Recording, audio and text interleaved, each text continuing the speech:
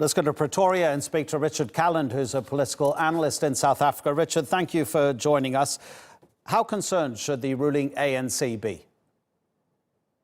Well, I think they'll be watching very closely two things. Firstly, they'll be wanting to see whether their traditional working class vote in township areas is holding firm, or whether they are bleeding to the populist, ultra-nationalist party, the Economic Freedom Fighters, led by former ANC Youth League firebrand President Julius Malema.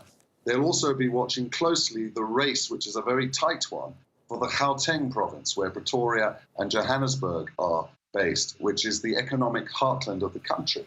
They already lost control of the cities of Pretoria and Johannesburg in the last local government elections 3 years ago in 2016, and they will not want to lose this province. But it looks more than likely that they will perhaps lose their majority. It will be very tight, and they may have to enter into coalition discussions with the Economic Freedom Fighters if they are to stay in government in this province.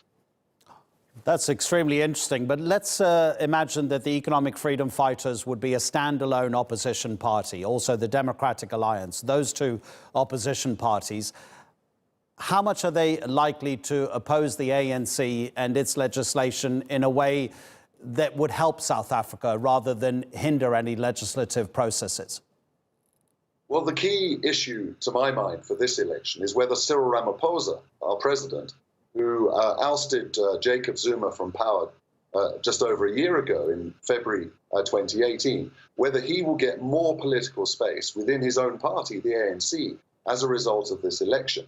For the last 15 months, he's driven a very profound reform program, rebuilding broken institutions that were contaminated by the corruption of the Zuma years.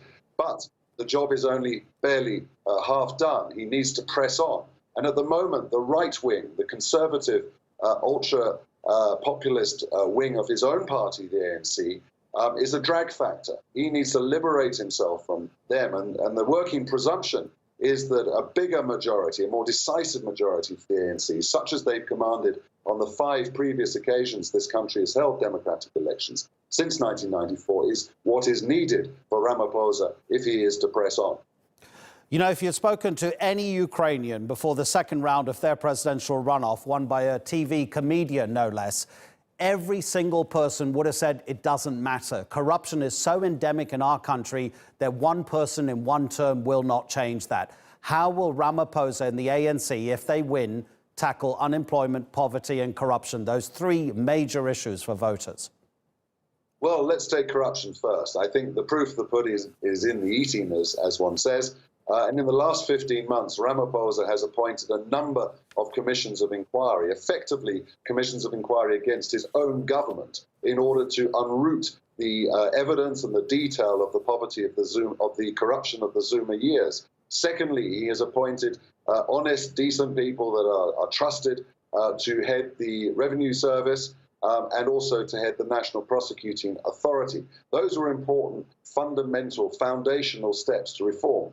As to unemployment and inequality, a much, much even harder task, one might think, because we have a sluggish economy with significant structural constraints, and the global economy is hardly helping at the moment.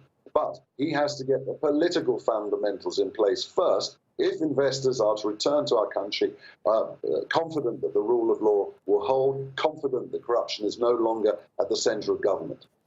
Richard Calland, really appreciate that analysis. Thank you very much indeed for joining us from Pretoria.